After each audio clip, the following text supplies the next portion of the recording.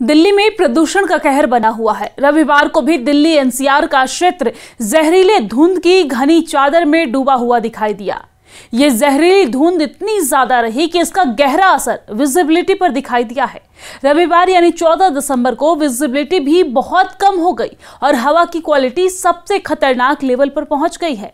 ये धुंध देखने में तो कोहरे जैसे दिखाई दे रहा था, मगर ये प्रदूषण की मोटी चादर थी। कई जगह पर विजिबिलिटी शून्य होने की वजह से गाड़ियों की रफ्तार भी थम सी गई। सेंट्रल पॉल्यूशन कंट्रोल बोर्ड यानी कि सीपीसीबी के डेटा के मुताबिक सुबह 6 बजे एयर क्वालिटी इंडेक्स यानी कि AQI खतरनाक स्तर पर 491 पर पहुंच गया। AQI का ये लेवल बहुत गंभीर कैटेगरी में आता है और ऐसी स्थिति में प्रदूषण पर नियंत्रण पाने के लिए ग्रैप 4 की पाबंदियों को आज से लागू कर दिया गया है। दिल्ली की हवा बेहद खराब स्तर पर पहुंचने की वजह से दिल्ली सरकार ने स्कूलों को लेकर भी अहम फैसला लिया है। ग्रैप 4 के लागू होने के बाद बच्चों को खतरनाक हवा से बचाने के लिए एजुकेशनल इंस्टीट्यूशंस को क्लास 5 तक की क्लास को हाइब्रिड मोड पर चलाने का निर्देश दिया गया है। स्कूलों को सलाह दी गई है कि वो ऑनलाइन और ऑफलाइन लर्निंग के कॉम्बिनेशन से पढ़ाई जारी रखते हुए फिजिकल अटेंडमेंट कम करें। ग्रैप 4 के तहत राज्य सरकार और दिल्ली सरकार के पास लोकल हालात के आधार पर क्लास 6 से क्लास 10 और क्लास 11 के लिए फिजिकल क्लास बंद करने का ऑप्शन भी है। दिल्ली में प्रदूषण की समस्या से निपटने के लिए CAQM यानी कि commission of air quality management की तरफ से ग्रैप लेकर आया गया है, जिसे 4 स्तर पर बांटा गया है और इसमें ग्रैप 1 से ग्रैप 4 की व्यवस्था लागू की गई है। 201 से 300 के बीच ग्रैप 1 की AQI रीडिंग को खराब माना जाता है और इसके बाद ग्रैप 2 की AQI रीडिंग बहुत खराब आता है और जब इंडेक्स 401 यानी कि 401 से ऊपर चला जाता है तो ग्रैप 3 में हवा की क्वालिटी गंभीर जोन में आ जाती है। 450 से ऊपर की किसी भी रीडिंग को बहुत गंभीर कैटेगरी में रखा जाता है, जो सबसे खतरनाक कैटेगरी होता है और ये ग्रैप 4 के अंदर आता है और सभी उम्र के लोगों के लिए गंभीर स्वास्थ्य जोखिम पैदा करती है। तो शनिवार शाम को शाम 7 बजे कुल AQI 448 था, जबकि 24 घंटे का औसत शाम 4 बजे 349 यानी कि बहुत खराब था। रात भर प्रदूषण का स्तर बढ़ने से रविवार सुबह तक प्रदूषण का स्तर सबसे खतरनाक सीमा से ऊपर चला गया। ग्रैप 4 के तहत सबसे सख्त उपायों में से एक है पूरे दिल्ली NCR में कंस्ट्रक्शन और तोड़फोड़ की गतिविधियों पर पूरी तरीके से रोक लगा दी गई है। अधिकारियों ने स्टोन क्रशर माइनिंग ऑपरेशन और सभी संबंधित गतिविधियों को बंद करने के आदेश भी दे दिए हैं, जो धूल और पार्टिकुलेट प्रदूषण में काफी योगदान देता है। ये कदम ग्रैप स्टेज 1, 2, 3 के पहले लगाए गए प्रतिबंधों के अलावा है। ट्रांसपोर्ट पर पाबंदियों को काफी सख्त कर दिया गया है। जी हां, दिल्ली और आसपास के कई जिलों जैसे कि गुरुग्राम, फरीदाबाद, गाजियाबाद और गौतम बुद्ध नगर में BS3 पेट्रोल और BS4 डीजल 4 पहिया गाड़ियों की आवाजाही पर भी सख्त रोक लगा दी गई है। दिल्ली में जरूरी सामान ले जाने वाले या जरूरी सेवाएं देने वाले ट्रकों को छोड़कर यहां पर ट्रकों की एंट्री मना है।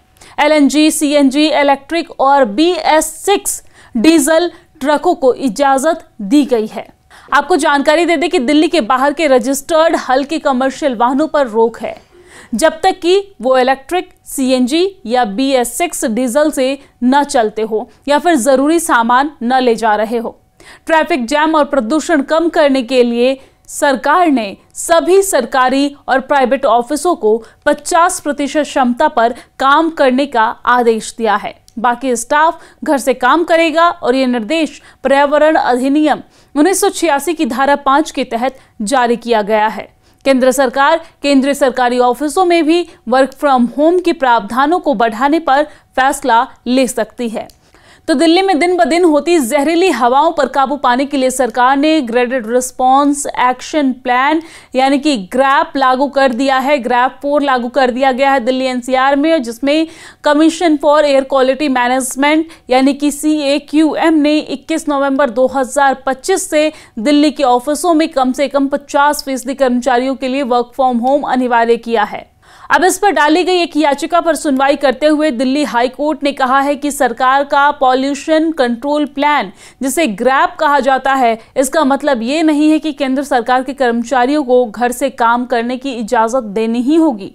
कोर्ट ने समझाया है कि ये प्लान सिर्फ सरकार को घर से काम करने की इजाजत देने का ऑप्शन होता है, ये कोई जरूरी आदेश नहीं होता है। अपनी याचिका में वर्मा ने तर्क दिया है कि commission for air quality management यानी कि CAQM ने 21 नवंबर 2025 से दिल्ली के ऑफिसों में कम से कम 50% कर्मचारियों के लिए वर्क फ्रॉम होम अनिवार्य कर दिया था, लेकिन उनके संगठन ने इस निर्देश का पालन नहीं किया। आपको बता दें कि CDOT भारत सरकार के दूरसंचार विभाग के तहत काम करने वाली एक autonomous telecommunication technology development body है। वर्मा ने याचिका में दावा किया है कि उनके कार्यस्थल पर निर्माण और तोड़फोड़ की गतिविधियों के कारण उन्हें स्वास्थ्य संबंधी समस्याएं हुई और वर्क फ्रॉम होम करने के लिए आवेदन करने के बावजूद उन्हें कोई जवाब नहीं मिला। बेंच ने अपने फैसले में कहा कि याचिकाकर्ता का यह तर्क है कि वो उपरोक्त गाइडलाइन के मुताबिक घर से काम करने का हकदार है।